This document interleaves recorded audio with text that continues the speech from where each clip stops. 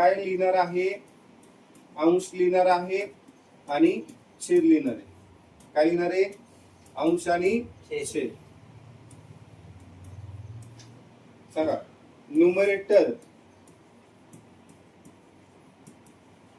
किती मानता येईल आपल्याला,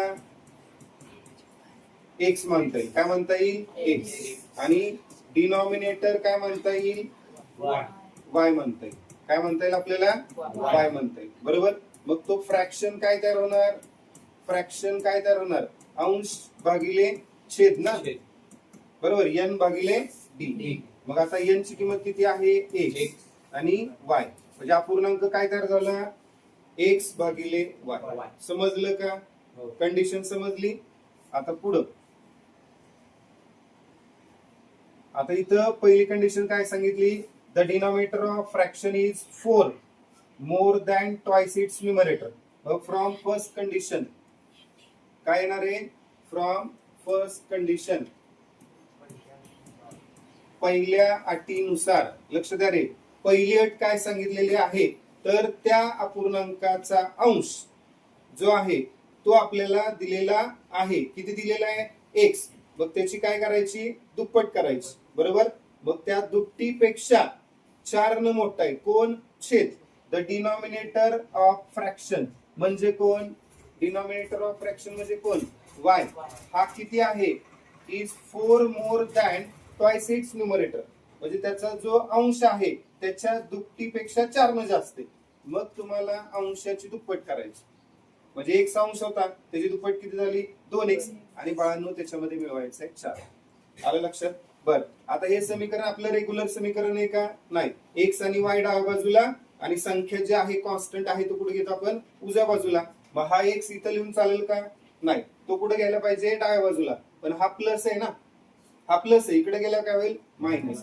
मग पहिलं इक्वेशन काय मिळेल, -2x प्लस, आता वाय तर त्याच बाजूला आहे. बरोबर काय येणार आहे, 4. -2x plus y is equal to 4. हे पहिलं समीकरण मिळालं. कळलं का, कळलं. पुढे बघा, आता इथे काय सांगितले, डिनॉमिनेटर बिकम्स 12 टाइम्स. बघा, छेद आहे तो बनतो किंवा मिळतो. किती मिळतो, 12 पट. 12 टाइम्स म्हणजे किती, 12 पट. कुणाच्या, टाइम्स द न्यूमरेटर, अंशाच्या किती पट मिळतो, 12 पट मिळतो. पण कधी मिळतो, ज्या वेळेला if both the numerator and denominator, both म्हणजे दोन्ही, अंश आणि छेद, हे काय होतील, रिड्यूस बाय 6, 6 ने कमी केले. म्हणजे अंश जो आहे तो आपल्याला माहिती आहे, आता माहिती आहे ना, अंश x आहे. बरोबर. आणि छेद आहे तो काय घेतलाय आपण, y घेतलाय. पण या ठिकाणी आपण काय करतोय, if both numerator and denominator are reduce by 6, आपण दोन्ही अंश आणि छेद काय केलेत, 6 न कमी केलेत. जर असं केलं तर तुम्हाला जो डिनॉमिनेटर आहे तो काय मिळतोय, बिकम्स 12 टाइम्स ऑफ न्यूमरेटर, अंशाच्या 12 पट मिळतोय. अंशाच्या काय मिळतोय, 12 पट. मग आता लक्षात घ्या, या ठिकाणी काय करावं लागेल, इथं सांगा, इथं छेद आहे तो काय करावं लागेल, from second condition, from second condition काय लिहिता येईल आपल्याला, पहिल्यांदा कोण आहे, तो अंश आहे तो x आहे. मग तो 6 न कमी केला तर झाला किती, x वजा 6. त्यानंतर डिनॉमिनेटर काय म्हणलाय, y, तो पण काय केला, 6 न कमी केला. म्हणजे काय झाला, y वजा 6. आता काय सांगितले, जो डिनॉमिनेटर आहे y वजा 6 हा 12 पट आहे. कुणाच्या 12 पट आहे, 12 पट आहे अंशाच्या. मग अंशाच्या म्हणजे कुणाच्या, x वजा 6. पहिल्यांदा अंश काय होता, x होता. परंतु 6 न कमी केल्यावर किती झाला, x वजा 6. छेद काय होता, y होता. पण तो 6 न कमी केल्यावर किती झाला, y वजा 6. आता कंडिशन काय आहे, तर छेद आहे तो 12 पट आहे. कुणाच्या 12 पट आहे, अंशाच्या. मग अंश किती झाला, x वजा 6. मग त्याची 12 पट काय झाली, 12 गुणिले x वजा 6. आणि त्याच्या इतका कोण आहे, तर छेद आहे. पण छेद काय, y नाही. 6 न कमी केल्यानंतर येणारा छेद म्हणजे कोण, y वजा 6. आता हे सोडवायला लागेल बघा, y वजा 6 बरोबर 12 ने x ला गुणलं किती आलं, 12x. आणि 12 ने वजा 6 ला गुणलं 12 72. किती आलं, 72. बरोबर. आता मला सांगा, आपल्याला काय करायचं असतं, x एका बाजूला घ्यायचा आणि छेद एका बाजूला घ्यायचा. हे अधिक 12x आहे. सॉरी जो 12x आहे तो कुठे घ्यायचा आपल्याला डाव्या बाजूला घ्यायचा आहे आणि जी संख्या आहे ती कुठे घ्यायची उजव्या बाजूला घ्यायची. म्हणजे या ठिकाणी काय मिळेल सांगा. हे अधिक 12x इकडे आलं वजा 12x आणि हे अधिक y तर तिथंच आहे. हे वजा 6 पलीकडे घेऊ काय झालं अधिक 6 बरोबर. वजा 72 आणि अधिक 6 वजा एकाला दिले आणि एकाला अधिक दिले त्यांची काय होणार वजा बाकी. 72 मधनं 6 गेले किती आलं 72 मधनं 6 गेले 66 आलं. वजा 12x अधिक y बरोबर 66. पण मोठ्या संख्येत चिन्ह काय वजा मग काय आलं वजा 66. आता हे एक समीकरण तुम्हाला मिळालं. इथपर्यंत काय अडचण आहे का. पहिली कंडिशन काय होती तर या ठिकाणी जो छेद आहे तो अंशाच्या दुपटीपेक्षा 4 ने जास्त आहे त्याच्यावरून एक समीकरण मिळालं. आणि दुसरी जी कंडिशन होती ती काय होती अंश काय केला 6 ने कमी केला म्हणजे x वजा 6 केला. छेद आपण 6 ने कमी केला म्हणजे y वजा 6 केला.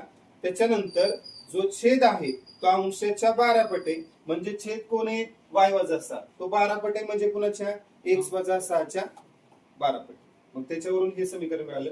आता या दोन समीकरणामध्ये इथं अधिक y दिसते आणि इथं काय दिसते वजा अधिक y दिसते बरोबर. म्हणजे y चा सहगुणक काय आहे सारखा आहे. तुम्ही हे सोडवण्यासाठी इलिमिनेशन मेथड वापरू शकता, ग्राफिकल मेथड वापरू शकता, क्रेमर्स रूल वापरू शकता. जे तुम्हाला सुटेबल वाटते ते तुम्ही वापरू शकता. आता इथं समान करायची काय गरज आहे का बघा. सहगुणक इथं y चा सहगुणक 1 आहे आणि इथं y चा सहगुणक किती 1 आहे. मग डायरेक्ट दिलेलाच आहे बरोबर. आता दोघांची चिन्ह काय तिथं प्लस आहे आणि इथं बी काय प्लस समान आहेत बरोबर. समान चिन्हांची वजाबाकी. मग इक्वेशन 1 आणि इक्वेशन 2 ची काय करायची डायरेक्ट बाळांनो वजाबाकी. काय करायची वजाबाकी. मग इथं आपण लिहू शकतो इक्वेशन 1 मायनस इक्वेशन 2. सांगा इक्वेशन 1 किती आहे मायनस 2x प्लस y बरोबर किती आलं 4. त्यानंतर minus 12x plus y is equal to minus 66. आता लक्षात घ्या यांची काय करायची आपल्याला वजाबाकी. वजाबाकी केल्यामुळे हे वजाच काय झालं हे अधिकचं काय झालं वजा आणि हे वजाच काय झालं अधिक. आता 66 आणि 4 किती आलं 70. हे y ला y काय झालं कॅन्सल. आता हे वजा 2 आहे आणि अधिक 12. 12 तून 2 गेले किती आले 10. म्हणजे काय मिळालं बाळांनो 10x बरोबर 70. काय मिळालं 10x बरोबर 70. 10x बरोबर 70. मग याच्यावरून बाळांनो x किती मिळाला 70 भागिले 10 किती आला x आला 7 बरोबर.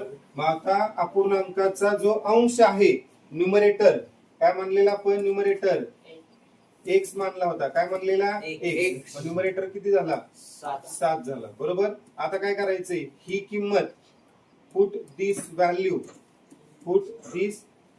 In equation 1. सांगा इक्वेशन 1 काय आहे इथं दिले वजा 2x अधिक y बरोबर 4. वजा तसंच राहील 2 तसंच राहील आणि x ची किंमत किती 7 अधिक y बरोबर किती 4.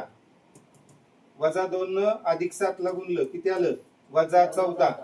हे वजा आहे हे अधिक आहे काय आलं वजा 7 दुने 14 अधिक y बरोबर किती आलं 4.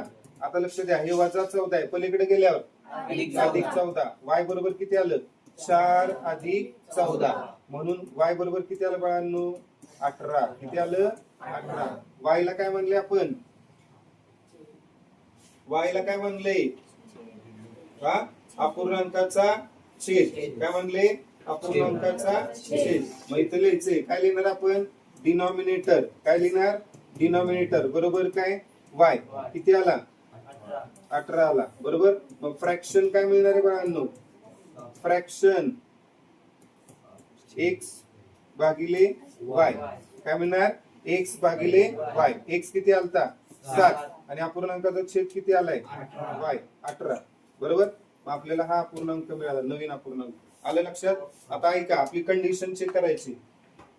काय कंडिशन आहे सांगा कंडिशन सांगा. पहिली कंडिशन काय होती